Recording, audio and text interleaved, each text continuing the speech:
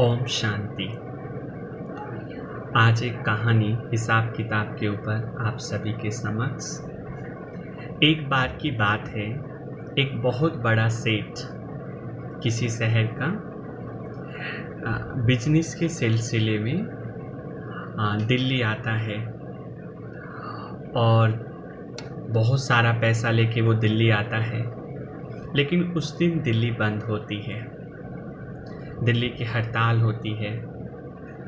तो वो बेचारा क्या करे, कहाँ जाए। होटल का उसको इतना जानकारी नहीं था और इतना सारा पैसा था उसके पास, ऐसे वो कहीं भी रुक भी नहीं सकता था। तो उसका एक दोस्त आगरा में रहता था, बचपन का दोस्त था। लेकिन वो दोस्त बहुत गरीब था, उसको कोई संतान भी नहीं थी और जमुना नदी के किनारे उसका एक छोटा सा झोपड़ी टाइप का घर था। तो वो रात को ट्रेन में बैठ कर के अपने दोस्त के यहाँ पहुँच गया। तो अचानक वो दोस्त के यहाँ पहुँचा तो दोस्त ने जैसे तैसे करके उसको खाना खिलाया, रात को उसकी जैसे हो सके उसकी मेहमान नवाजी की।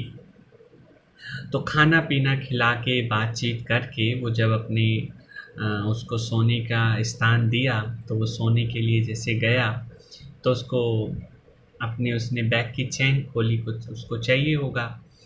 तो उसके दोस्त की बीवी की नज़र उसके बैग पर चली गई और उसके बैग में बहुत सारा पैसा भरा हुआ था।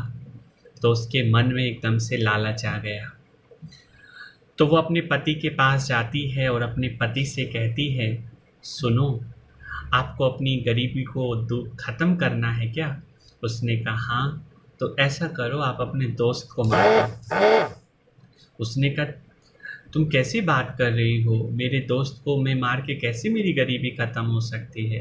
उसने कहा ये बहुत सारा पैसा लेके आया है, अगर हम इसको मार देंगे तो हम उस पैसे का घर बनाएंगे, दुकान खरीदेंगे, शॉपिंग करेंगे। उसको मन में लालच डाला तो उसके दोस्त के मन में भी ये बात आ गई कि अच्छी बात है ये तो एक बहुत बड़ा बाहर से पत्थर लाया और अपने दोस्त के सर पर उसने डाल दिया। तो उसका दोस्त रात को मर गया। तो उन्होंने रातों ही रात उनके घर के पीछे ही गंगा नदी थी, उसमें उसको डाल दिया। तो जैसे कि उनकी तो रातों रात ही लॉटरी लग गई। तो फिर क्या होता है, वो एक शहर के अंदर एक बहुत बड़ा सा घर खरीदते हैं, दुकान खरीदते हैं, गाड़ी खरीदते हैं और एक छोटा सा बिजनेस अपना शुरू कर देते हैं। माना उनका जीवन बहुत अच्छा हो गया और कुछ समय के बाद उनको एक संतान भी हो गई। अच्छे गहने बनाए, गाड़ी खरीदी, खूब अच्छे से अमीरों की तरह उन्होंने रहना शुरू कर दिया। एक बच्चा हो गया उनको। तो बच्चे की भी अच्छे से उन्होंने परवरिश की, अच्छे से स्कूल में उसको पढ़ाया लिखाया। बच्चा कुछ समय के बाद बीमार हो गया। तो इकलौता बेटा था, तो उन्होंने उसको अच्छे प्राइवेट हॉस्पिटल में एडमिट कराया गया उस बच्चे को। तो बच्चा एडमिट हो गया, बच्चे पर बहुत पैसा लगा लेकिन बच्चा ठीक नहीं हुआ। धीरे धीरे उनका पैसा खत्म होता गया तो उन्होंने अपनी गाड़ी को बेच दिया। गाड़ी का भी पैसा सारा खत्म हो गया तो उन्होंने ज्वेलरी बेच दी, वो भी सारा पैसा खत्म हो गया।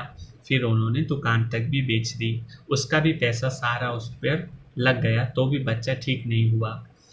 संबंध ऐसा था तो उन्होंने क्या किया, अपना घर तक भी बेच दिया कि कोई बात नहीं, घर चला जाए कोई बात नहीं लेकिन बच्चा बच जाए। वो भी सारा पैसा खत्म हो गया पर बच्चा फिर भी ठीक नहीं हुआ।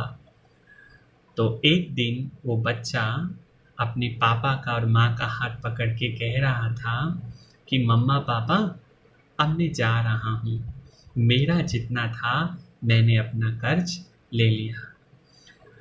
अब इस कहानी से हमें ये शिक्षा मिलती है कि वो बच्चा नहीं था लेकिन वो बिजनेसमैन जिनको उसने मारा था वो उनके घर में किस रूप में आ गया, बच्चे के रूप में आया और अपना सारा कर्ज लिया और लेकर के चला गया। तो ये कर्मों की गुहा गति होती है। जिसका लिया है उसका हमें देना पड़ता है, चाहे बच्चे के रूप में दे या पति पत्नी के रूप में दे या मकान मालिक किराएदार के रूप में दे, देना ही पड़ता है। इसलिए कभी किसी से ले तो लेके देना ज़रूर चाहिए, नहीं तो फिर वो अगले जन्म में हमें देना पड़ता है। तो ये कर्मों के ऊपर बहुत सुंदर कहानी आप सभी के सामने रखी। ओम शांति।